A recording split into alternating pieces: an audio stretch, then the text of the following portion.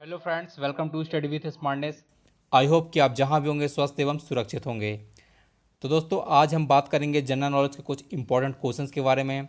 क्योंकि दोस्तों, आपके जो अभी हाल ही में अपकमिंग एग्जाम्स हैं, MP police, railway, SSC, NTPC, दोस्तों उनमें जो जनरल नॉलेज का सेक्शन होता है बहुत ही इंपॉर्टेंट होता है। दोस्तों, अगर आप किसी भी एग्ज़ाम में एक अच्छा स्कोर बनाना चाहते हैं तो आपके लिए जनरल नॉलेज पढ़ना बहुत ही इंपॉर्टेंट है। दोस्तों, मेरा खुद का पर्सनल एक्सपीरियंस है कि दोस्तों मेरे जो नंबर कटते थे एग्ज़ाम में वो दोस्तों वह जनरल नॉलेज से ही कटते थे। ठीक है, तो दोस्तों इसलिए आपको मेरा सजेशन है कि आपको जनरल नॉलेज बहुत ही अच्छा स्ट्रॉन्ग करके जाना चाहिए किसी भी एग्ज़ाम में देने।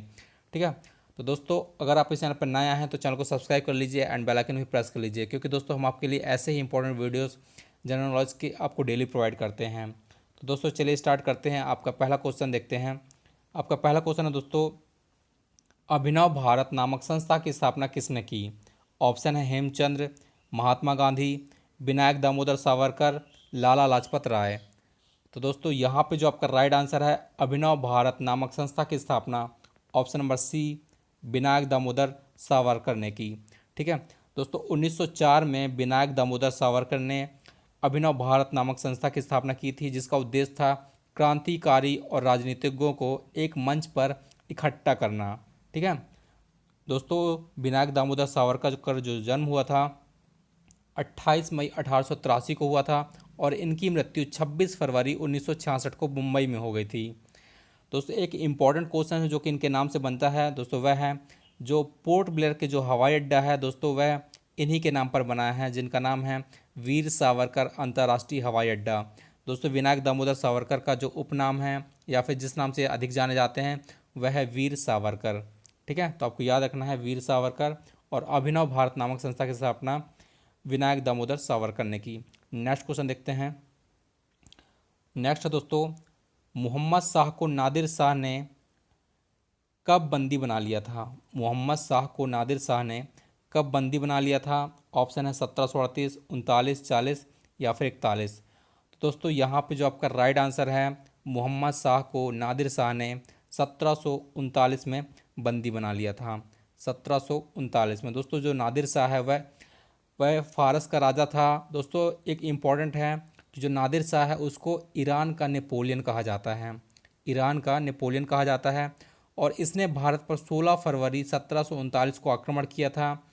और दोस्तों इसने मुग़लों से इस युद्ध में मोहम्मद शाह को बंदी बना लिया था। दोस्तों नादिर शाह का यह आक्रमण करनाल का युद्ध के नाम से जाना जाता है। दोस्तों यह एग्ज़ाम में पूछा गया क्वेश्चन है कि करनाल का युद्ध किस सन में हुआ था? तो आपका जो राइट आंसर है 1739 में हुआ था। ठीक है, और दोस्तों यह किसके बीच हुआ था? तो मुग़लों एवं नादिर शाह के बीच हुआ था। और नादिर शाह ने इसमें क्या किया था? मोहम्मद शाह रंगीला को बंदी बना लिया था। ठीक है, और दोस्तों नादिर शाह को ईरान का नेपोलियन कहा जाता है। चलिए नेक्स्ट क्वेश्चन देखते हैं। नेक्स्ट दोस्तों, तो नेक्स्ट क्वेश्चन है आपका, बहमनी राज्य की स्थापना किस सन में हुई थी? ऑप्शन है 1347, 1446, 1547, 1647। यहाँ पे जो आपका राइट आंसर है, बहमनी राज्य की स्थापना ऑप्शन नंबर ए 1347 में हुई थी।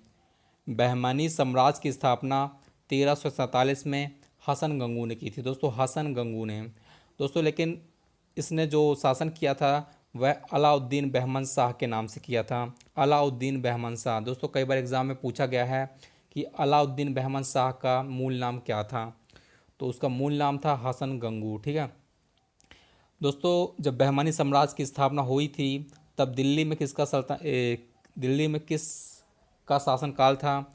तो उस टाइम पर दिल्ली सल्तनत में मोहम्मद बिन तुगलक का शासनकाल था। ठीक है, और कई बार एग्जाम में पूछा गया है कि बहमानी साम्राज्य की राजधानी क्या थी? तो उसकी राजधानी गुलबर्गा थी। गुलबर्गा। ठीक है, तो आपको याद रखना है फैक्ट्स। चलिए नेक्स्ट क्वेश्चन देखते हैं। नेक्स्ट है कि किसके शासनकाल को तेलुगु साहित्य में क्लासिक युग कहा गया है? किसके शासनकाल को तेलुगु साहित्य में क्लासिक युग कहा गया है? तो ऑप्शन है हसन गंगू, देवराज, कृष्णवर्मा, कृष्णदेव राय। तो दोस्तों यहाँ पे जो आपका राइट आंसर है ऑप्शन नंबर डी है, जो कि है कृष्णदेव राय। ठीक है दोस्तों, कृष्णदेव राय विजयनगर साम्राज्य के सबसे प्रतापी शासक थे और यह तुलु वंश के थे। तुलु वंश। कई बार एग्जाम में पूछा गया है। दोस्तों कृष्णदेव राय के दरबार में 8 दिग्गज रहते थे। दोस्तों 8 प्रसिद्ध कवि रहते थे, उनको ही 8 दिग्गज के नाम से जाना जाता था। जैसे दोस्तों अकबर के दरबार में 9 रत्न थे, वैसे ही कृष्णदेव राय के दरबार में 8 दिग्गज रहते थे। ठीक है दोस्तों, जो तेनाली राम हैं जो कि बहुत ही फेमस हैं, वह भी दोस्तों कृष्णदेव राय के ही दरबार में थे। ठीक है दोस्तों, तेनालीराम सबसे विद्वान दरबारी कवि थे कृष्णदेव राय के दरबार में।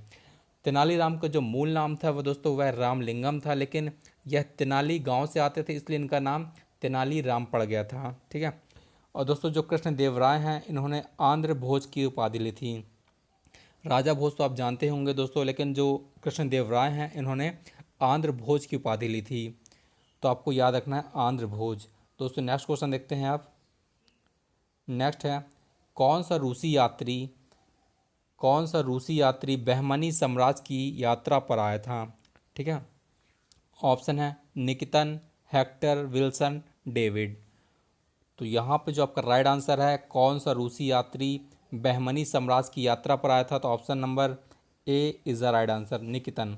दोस्तों निकितन ही, दोस्तों इसका जो पूरा नाम था अथनाइसियस निकितन। ठीक है, और दोस्तों यह 1470 से 1474 के बीच में बहमानी साम्राज्य की यात्रा पर आया था। ठीक है दोस्तों, इसके अनुसार जो यहाँ की साधारण मनुष्य की जो स्थिति थी बहुत ही गंभीर थी, और दोस्तों जो यहाँ पे अमीर वर्ग था वह बहुत ही विलासितापूर्ण जीवन जी रहा था। तो दोस्तों आपको याद रखना है अथनाइसियस निकितन बहमानी साम्राज्य की यात्रा पर आया था। और दोस्तों मैंने अभी आपको बताया कि बहमानी साम्राज्य की स्थापना हसन गंगू ने की थी 1347 ईस्वी में। चलिए नेक्स्ट क्वेश्चन देख लेते हैं। नेक्स्ट है कि आज़ाद अल हिलाल, दोस्तों आज़ाद अल हिलाल नामक उर्दू साप्ताहिक पत्रिका के संपादक कौन थे? ऑप्शन है जवाहरलाल नेहरू, खान अब्दुल गफ्फार खान, मौलाना अबुल कलाम आज़ाद, मदन मोहन मालवीय। तो दोस्तों यहाँ पे जो आपका राइट आंसर है ऑप्शन नंबर सी है मौलाना अबुल कलाम आज़ाद। ठीक है, 1912 ईस्वी में अल हिलाल नामक जो उर्दू साप्ताहिक पत्रिका थी इसका संपादन किया था दोस्तों मौलाना अबुल कलाम आज़ाद ने। दोस्तों इन्होंने दूसरी जो एक उर्दू नाम से किया था, और दोस्तों इसके जो इंग्लिश नाम से इन्होंने किया था द कॉमरेड। दोस्तों द कॉमरेड एक इंग्लिश साप्ताहिक पत्रिका थी, इसका भी संपादन मौलाना अबुल कलाम आज़ाद ने ही किया था। दोस्तों जो आज़ाद अल हिलाल नामक उर्दू पत्रिका थी इसका जो उद्देश्य था मुस्लिम युवक थे जो उनको क्रांतिकारी जो आंदोलन के प्रति उत्साहित करना था, जिससे कि हिंदू और मुस्लिम एकता पर बल दे सकते थे ये। दोस्तों और एक इम्पॉर्टेंट क्वेश्चन है कि मौलाना अबुल कलाम आज़ाद भारत के पहले शिक्षा मंत्री थे। ठीक है, तो आपको याद रखना है। चलिए नेक्स्ट क्वेश्चन देखते हैं आप। नेक्स्ट है असहयोग आंदोलन में सर्वप्रथम किसको गिरफ्तार किया गया था? असहयोग आंदोलन में सर्वप्रथम किसको गिरफ्तार किया गया था? ऑप्शन है मोहम्मद अली जिन्ना, अब्दुल्ला सेठ, जमुना लाल, सैफुद्दीन किचलू। तो दोस्तों यहाँ पे जो आपका राइट आंसर है ऑप्शन नंबर ए है मोहम्मद अली जिन्ना। असहयोग आंदोलन दोस्तों जो 1920 में स्टार्ट हुआ था और 1922 में समाप्त कर दिया था महात्मा गांधी जी ने।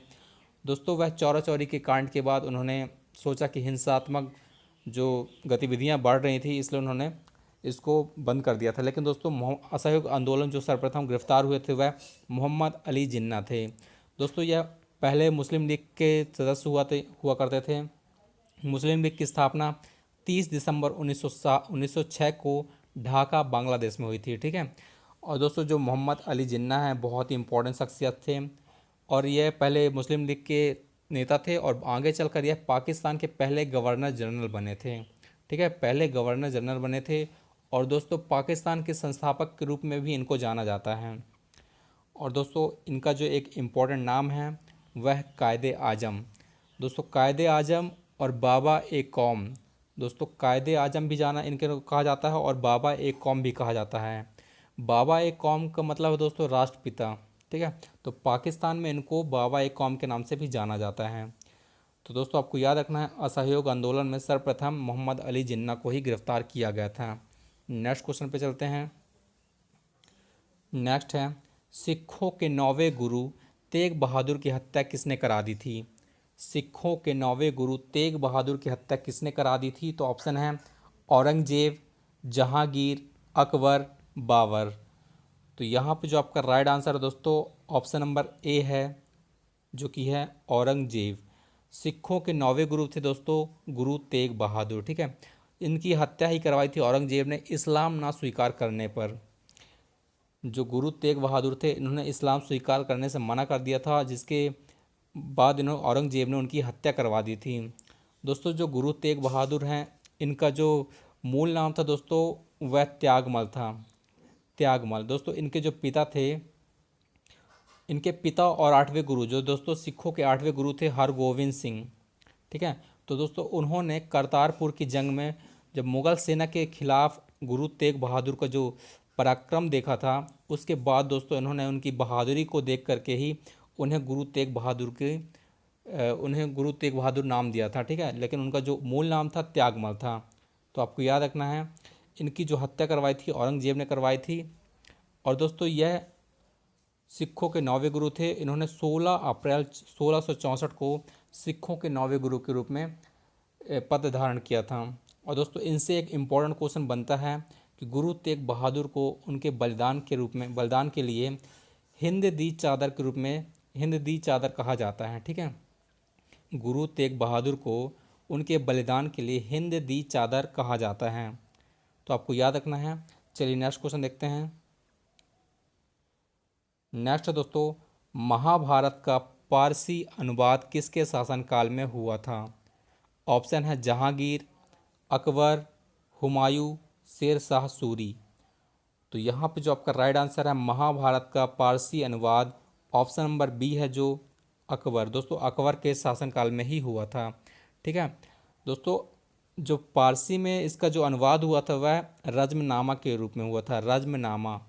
महाभारत का पारसी अनुवाद में जो पुस्तक का नाम है उसका नाम है रज्मनामा, और जिसका अर्थ होता है दोस्तों जंग की किताब। ठीक है, जंग की किताब। अकबर ने आदेश दिया था बदायूनी, नकीब खान और अब्दुल कादिर। अकबर के आदेश के बाद बदायूनी, नकीब खान, अब्दुल कादिर ने ही महाभारत का पारसी में अनुवाद किया था, जिसका नाम था रज्मनामा और जिसका अर्थ है जंग की किताब। ठीक है, चलिए नेक्स्ट क्वेश्चन देखते हैं। नेक्स्ट दोस्तों कि दास प्रथा पर अकबर ने रोक कब लगाई थी? ऑप्शन है 1562, 1563, 1564 या फिर 1565। तो यहाँ पे जो आपका राइट आंसर है ऑप्शन नंबर ए है दोस्तों 1562। दास प्रथा पर अकबर ने 1562 पर रोक लगाई थी। और दोस्तों इन्होंने 1563 पर तीर्थ यात्रा पर जो कर लगता था उस पर भी इन्होंने रोक लगा दी थी। और 1564 में दोस्तों जो जजिया कर को भी इन्होंने समाप्त कर दिया था।